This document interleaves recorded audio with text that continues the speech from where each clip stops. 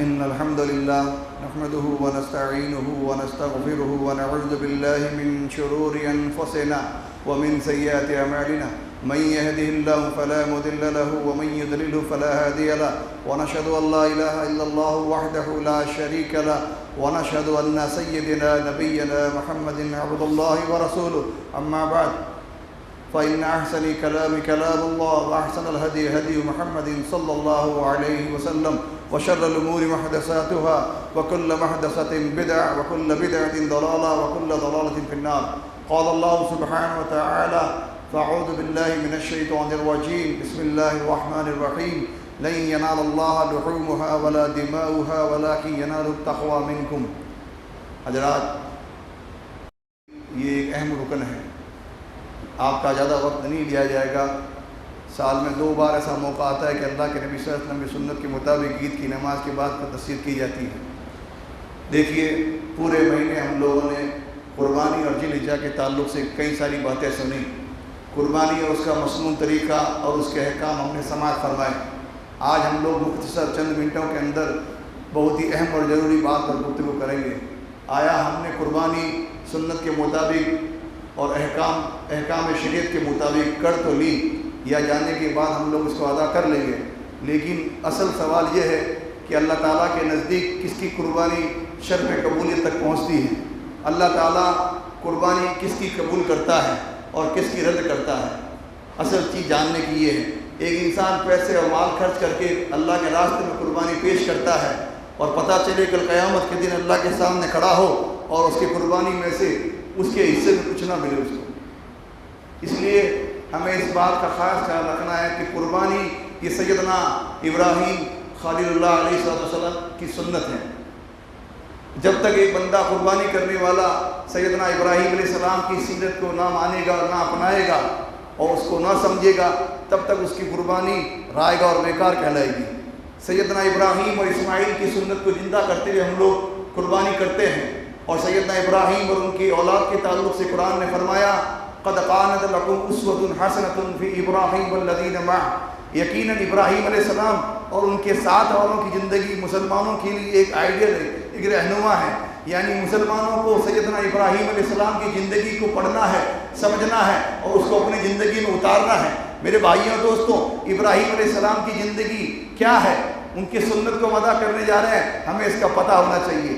ابراہیم علیہ السلام کی زندگی میں سب سے پہلی چیز جو تھی وہ ہے توحید، یعنی ایک اللہ وحدہ لا شریک لہ کی عبادت اور اسی سے امید، جس کا بیان قرآن نے جا بجا کیا اور ابراہیم کی زبان سے اللہ نے کہلوایا: انی وجہت وجہی للذی فطر السماوات والارض حنیفا وما انا من المشرکین. پتہ چلا ابراہیم نے اللہ کی توحید کے ڈنکے کو بجاتے ہوئے پوری دنیا کے سامنے اعلان کیا کہ لوگوں، میں اس اللہ رب العالمین کی عبادت کرتا ہوں جس نے مجھے پیدا کیا، جو مجھے کھلاتا پلاتا ہے، جو مجھے روزی دیتا ہے، میری مشکلات کا حل وہ کرتا ہے، میں امید اس سے باندھتا ہوں. میرے نفع کا مالک وہ ہے، میرے نقصان کا مالک وہ ہے. وہ اکیلا وحدہ لا شریک لہ. اس کی ذات ایسی ذات ہے جس سے امید لگائی جائے، جس پر بھروسہ کیا جائے، جس کے سامنے جھکا جائے. ابراہیم علیہ السلام نے پوری زندگی اپنی قوم کے سامنے اس توحید کے پاٹ کو پڑھایا اور لوگوں کو پڑھ کے سنایا. دوسری چیز ابراہیم علیہ السلام کی زندگی میں یہ تھی کہ ابراہیم علیہ السلام نے اس بات کا اعلان کیا: وما انا من المشرکین. لوگوں، میں ایک اللہ وحدہ لا شریک لہ کی عبادت کرتا ہوں، اس کے ساتھ کسی کو شریک نہیں کرتا ہوں. لوگوں جان لو، جن کو اللہ کے سوا پکارا جاتا ہے، نہ وہ سنتے ہیں، نہ وہ فریاد قبول کرتے ہیں، نہ وہ حاجتیں پوری کرتے ہیں.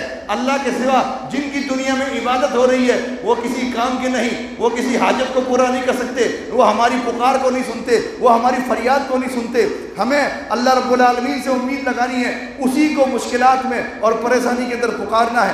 ابراہیم علیہ السلام نے جا بجا توحید اور شرک کے تعلق سے کھول کے اپنی قوم کے سامنے رکھا اور قوم کو اس بات کی دعوت دی کہ قوم کے لوگوں، تم اللہ کے مقابلے میں جن کی عبادت کرتے ہو، جن سے امید باندھتے ہو، جن کی تم پرستش کرتے ہو، جن کو مشکلات میں پکارتے ہو، جان لو غریبوں کا نوازنے والا آسمان میں ہے، جان لو مشکلوں کو دور کرنے والا آسمان ہے، جان لو چھوٹی مصیبت ہو یا بڑی مصیبت ہو اسی کے سامنے پیش کرو، وہی اسی کو دور کرے گا۔ قرآن نے اس بات کو فرمایا وَإِن يَمْسَسْكَ اللَّهُ بِضُرٍّ فَلَا كَاشِفَ لَهُ إِلَّا هُوَ، اللہ مصیبت دے اس کو کوئی دور نہیں کر سکتا۔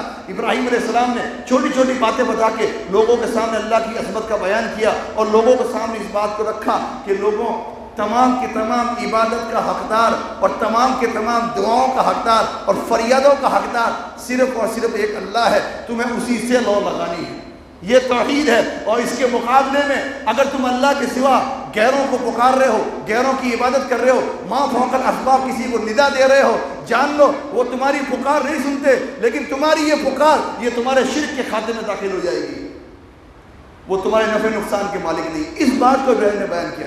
میرے بھائیوں دوستوں، جو تو قربانی قبول کروانا چاہتا ہے اللہ سے تو سب سے پہلے ابراہیم علیہ السلام کی زندگی پڑھے اور اپنی زندگی میں اتارے۔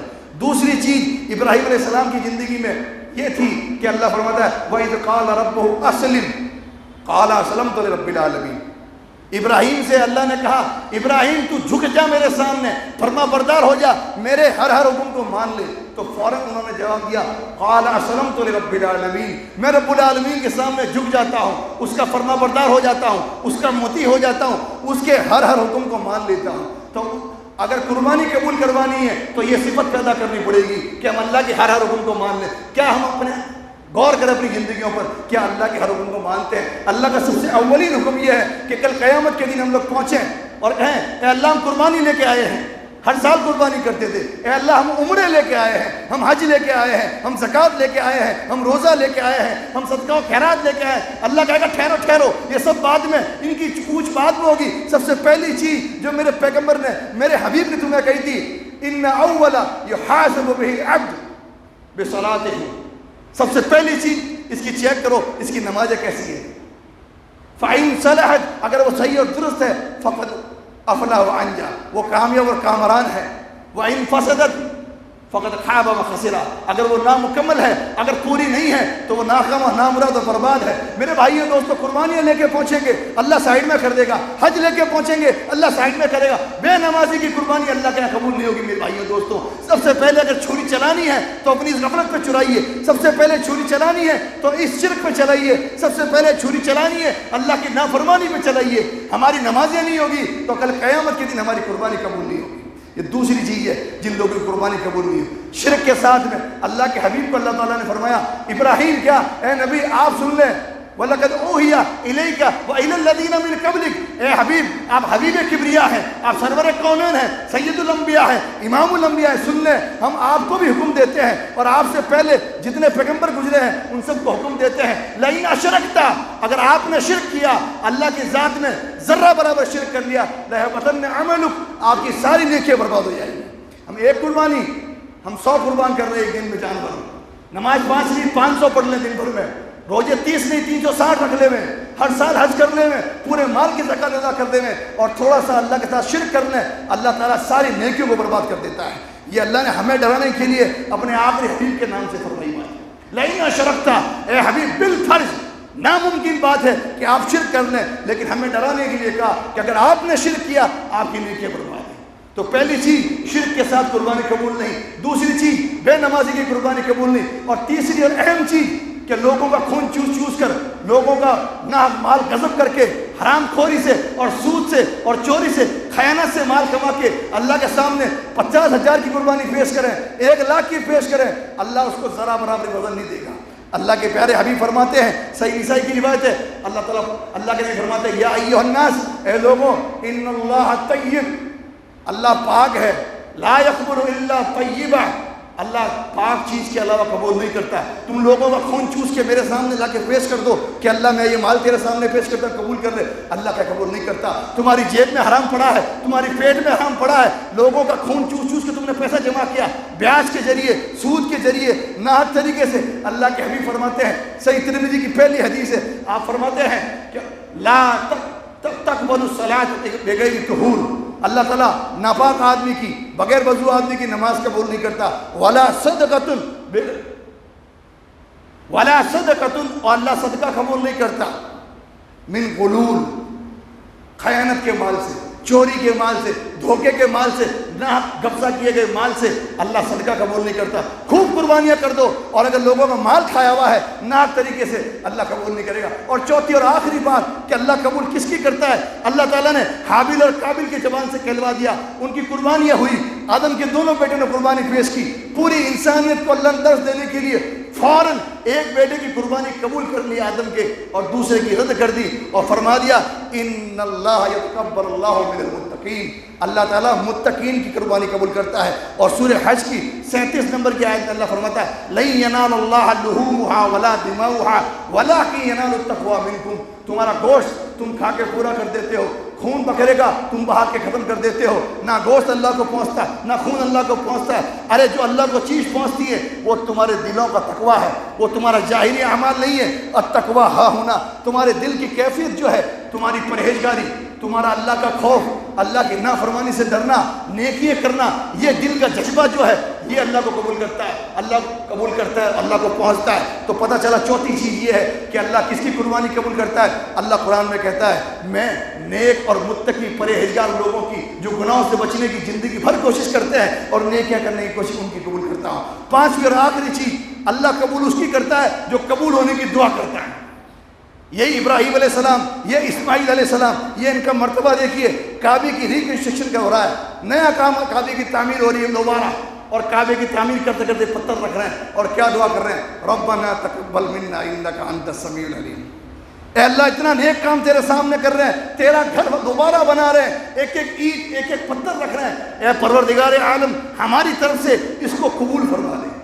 نیکی کر گزرنا یہ ہمارے بس کی بات ہے، قبول کرنا اللہ نے اپنے ذمہ رکھا۔ تو کوئی بھی چھوٹی نیکی ہو یا بڑی نیکی ہو کر کے فری نہیں ہونا ہے، اللہ سے بھیک مانگنی ہے، اے اللہ میری اس نیکی کو دکھاوے سے اور ریا سے اور نمود سے پاک کر کے اے اللہ اس کو قبول فرما دے۔ آئیے ہم سب مل کے دعا کرتے ہیں اللہ تعالیٰ سے، اے اللہ رب العالمین آج مسلمان کروڑوں کی تعداد میں، اربوں کی تعداد میں تیرے سامنے قربانیاں پیش کرتے ہیں، رب العالمین ہم تجھ سے فریاد کرتے ہیں اے اللہ تمام مسلمانوں کی قربانیوں کو پیش قبول فرما دے۔ اے رب العالمین اس قربانی کے موقع پر اے اللہ مسلمانوں کو جذبہ عطا فرما کہ وقت آئے تو تیرے راستے میں اپنی جان قربان کر سکے، اپنا مال قربان کر سکے، اپنا وقت قربان کر سکے، تیرے دین کے لیے ہمیشہ حاضر رہنے والا مسلمانوں کو بنا دے۔ رب العالمین ہم تجھ سے دعا کرتے ہیں یہ آج جو ماحول چل رہا ہے، یہ فتنے کا ماحول ہے، یہ بیماریوں کا ماحول ہے، یہ مشکلات کا ماحول ہے، اے اللہ طرح طرح کی مشکلات نے مسلمانوں کو گھیر رکھا ہے، اپنے رحم و کرم سے اور خالص اپنی مدد سے اے اللہ مسلمانوں سے ان مشکلات کو دور فرما دے۔ اے اللہ رب العالمین تمام طرح کے امراض سے مسلمانوں کی حفاظت فرما دے، ظالموں کو ظلم سے بچا لے، مکاروں کے مکر سے بچا لے، حاسدین کے حسد سے بچا لے۔ رب العالمین مسلمانوں کو ایک و نیک بنا دے، ان کو ابراہیم کی سیرت پڑھنے کی، اس پر عمل کرنے کی توفیق عطا فرما دے۔ اے اللہ توحید سمجھنے والا بنا دے، اپنے آخری حبیب کی سنت کا پیروکار بنا دے۔ رب العالمین جو مسلمان بے سہارا ہے تو ان کا سہارا بن جا، جو مقروض ہے اپنے غیر کے خزانے سے ان کے قرض کو ادا کر دے۔ رب العالمین جو بیمار ہے اے اللہ تو شافی ہے، شفا تیرے ہی طرف سے، اے اللہ مسلمانوں کے تمام بیماروں کو ایسی شفا عطا فرما دے جو ان کی بیماری کو باقی نہیں چھوڑے، اے اللہ ان کو تندرستی عطا فرما دے۔ اے اللہ ہمارے والدین میں سے جو دنیا کے اندر موجود ہے اے رب العالمین اپنے رحم و کرم سے ان کو ایمان کی توفیق عطا فرما، نیک عمل کی توفیق عطا فرما، ان کو عافیت عطا فرما، ان کو تندرستی عطا فرما، ان کے حال پہ رحم فرما۔ اور جو ہمارے والدین میں سے ایک یا دو دونوں میں سے کوئی دنیا سے جا چکے ہوں اے اللہ ان کو کروڑ کروڑ ان کی مغفرت فرما، ان کی قبر کو جنت کا گہوارہ بنا دے، ان کی قبر کو جنت کا گھر بنا دے، اے اللہ ان کی قبر کو نور سے بھر دے، اے اللہ ان کو کروڑ کروڑ چین و سکون عطا فرما دے، اپنے رحم و کرم سے ان کی غلطیوں سے درگزر فرما دے، ان کو عذاب قبر سے بچا لے، جہنم کی نار سے بچا لے، اور اپنے رحم و کرم سے جنت میں نبی کا پڑوسی بنا دے۔ رب العالمین جو دنیا کے اندر مظلوم ہے ظالم کے خلاف مظلوم کی مدد فرما، جو اللہ رب العالمین قید و بند کے اندر مسلمان ہیں اپنی مدد سے اللہ ان کی رہائی کے راستے آسان فرما، جو رب العالمین جس کونے میں مسلمان پریشان حال ہے ان کی پریشانیوں کو دور فرما۔ رب العالمین مسلمانوں میں آپسی محبت پیدا فرما، اتفاق اتحاد پیدا فرما، رب العالمین مسلمانوں کو تیرے دین کے لیے کھڑا ہونے کی توفیق عطا فرما۔ آمین تقبل یا رب العالمین، وما علینا الا البلاغ المبین۔